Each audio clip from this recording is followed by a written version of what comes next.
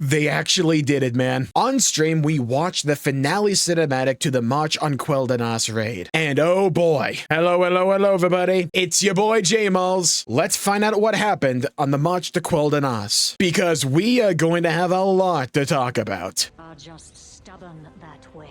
Let's watch. Okay, got Varisa, Eretor, Xal'atath. You windrunners. You just don't know when to lay down. Why'd she say Windrunner like it's a slur? Hi, Sylvanas. Welcome back, girl. We windrunners are just stubborn that way. Oh, so she can teleport in.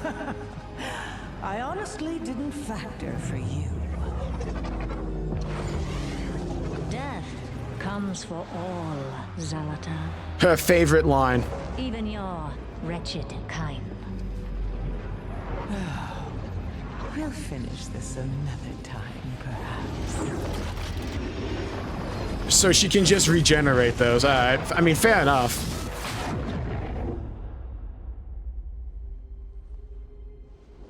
So you're done in the maw?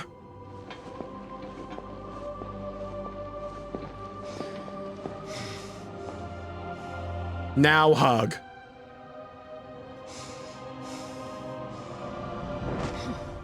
There you go. Don't tell her what happened to Illyria. Goal. I thought you said you could never leave the moor. There are ways, nephew. Yeah, she had PTO. But they do take their toll. Regardless, you told me that Silvermoon was in peril. That it needed its Ranger General one last time.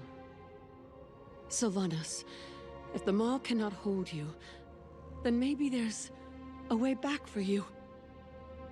Back to us. Yeah, she just took it. My penance, my true work has only begun, little sister. Right, the retcon of Shadowlands. Are not at all what they seem. Yep. I cannot rest until I've uncovered the truth. Still, I hope to see you both again. Before Guys. the end begins. There's a greater evil. Whoa! They pulled out the Shadowlands card one more time. So not only did Sylvanas come back, not only did Xal'atath just like not factor that in apparently, but we're revisiting Shadowlands. I mean, I'm fine with retconning Shadowlands because Shadowlands was garbage, right? But it is pretty funny that we essentially pulled a jailer there. There's an even greater evil somewhere out there. Whoa! We're doing this again. How many times do you think they're gonna play that card? Correction, how many more times do you think they're gonna play that card? I don't know who it is, but there's clearly someone over at Blizzard's writing team that watched the MCU and said this is the greatest thing of all time. This is the peak of storytelling. And they were so inspired by the MCU, and particularly the On Your Left scene in Endgame, where they just like throw it in there every time. Because right before the raid, we had a scene where both the Amani and the Haranir come in to give us the jolt in the arm we really need to push on through so we can actually begin the raid. And then Sylvanas comes back, and I just feel nothing. Maybe nothing itself is the wrong way to put it, but it's dang well close to nothing. They wanted this to be some big hype moment. Guys, Sylvanas is back. Yeah! And it just, I don't even hate the character of Sylvanas. Do I think she was horribly mismanaged ever since her Legion to Shadowlands arc began? Absolutely. I hated that arc for her. But personally speaking, I quite liked what they did with her in that quest line we had with Eretor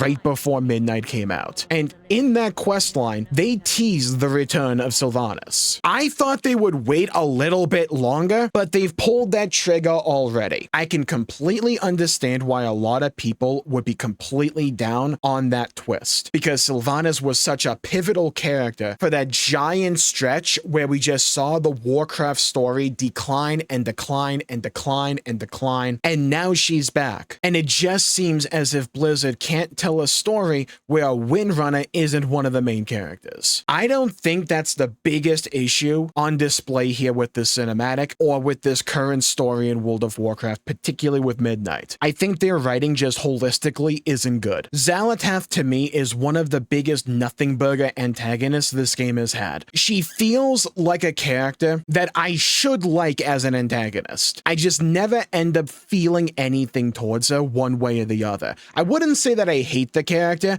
Again, I just feel nothing in regards to the character. She doesn't really get me hyped. She doesn't really disappoint me. And I think a large reason as to why I feel like that is because Blizzard are really, really bad at building up to key moments. They were trying to make and portray Xal'atath to be this overwhelming force in the story, with the intro scenario in Midnight, with the Voidspire cutscene, and now having a Dark Naru in her back pocket. And what happens? Sylvanas fires one arrow and she just runs for the hills. She always talks a big game, and the game itself tries to talk her up. It just never really amounts to much, or if it does, it never lasts long. And I think to me that is really emphasized with this scene right here, this big showdown between Xal'atath and also Sylvanas. And what really happens? They just have Sylvanas use a couple of a traditional line, "Death comes for us all." Xal'atath trying to act as if she's uncaring about this situation, as if she has some kind of ace up her sleeve, and she just leaves. So all the scene really amounts to is Sylvanas firing one arrow, and then Xal'atath seemingly like retreats on an overall assault. They had built up the Darkwell. They had built up the fact that Xal'atath was here with Lura, all of the pieces falling into place for her. And then it's over in one raid fight and one loosed arrow from Sylvanas. It doesn't feel satisfying, and it doesn't feel rewarding.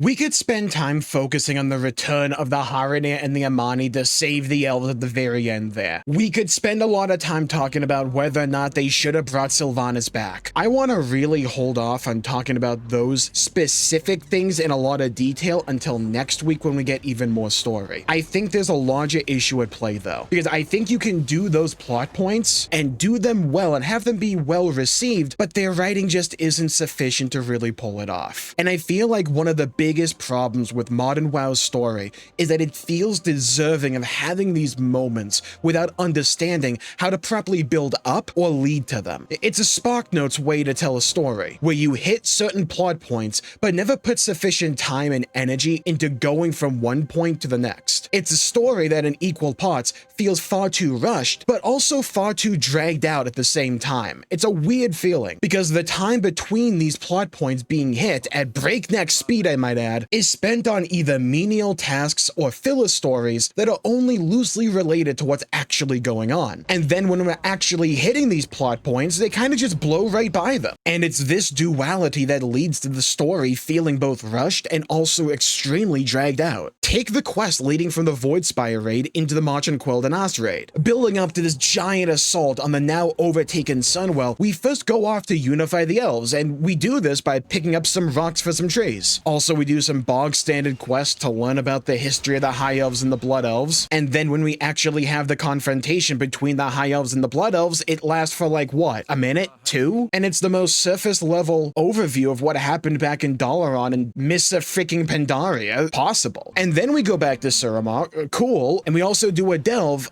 Only then do we hop back to the actual plot of what's going on and deal with the Darkwell, which is wrapped up in like, what, an hour? Not counting the raid? And the raid itself is only 2 bosses. Their story is so poorly paced because they don't give these moments time to breathe. They simply want to hit plot points to have a loose defense of future story decisions by saying, see, we did deal with the histories between these various elven factions. See, we did get them to see a bigger threat and unify them for this moment at least. See, the Harinir and the Amani showed up for 4 seconds. Their arcs weren't filler at all. See, see? But none of it feels natural. None of it feels earned. And every time they seemingly want to tell an emotionally compelling story, they lack the ability or capability to tell it effectively. So they rely on these overused, half-baked Marvel references because they feel deserving of your emotional immersion in this story when they don't give you a reason or a good enough reason to be emotionally invested in what's going on and these characters. And they'll also pull out story decisions that come so out of left field and make no sense that they just bring everything down and make it no longer feel realistic within the confines of the world. It's like, why is Eretor, this young elf, young being 40 by the way, which is young for elves I guess, why is he the one leading the charge? It's not because it makes sense in the confines of the world. There are more characters that are far more competent and also experienced than him. It's because they've positioned him to be the main character here. Because we go back to that other critique I always bring out now when it comes to Midnight and Modern WoW story. They have a story they want to tell. They don't care about what actually makes sense in the confines of the game world. They don't care about the rest of the world. They care about telling their hyper-fixated specific story. They don't care if it actually makes logical sense to do it. They're just simply going to do it. And I would say it's a story's death by 1,000 cuts when you just have many and many more of these like little moments that build up over time. And sure, this body that is bleeding out does have a bunch of these small minor cuts to them, but they've also been blasted repeatedly with a shotgun. They've been put through a wood chipper. It's a combination of many of these smaller issues,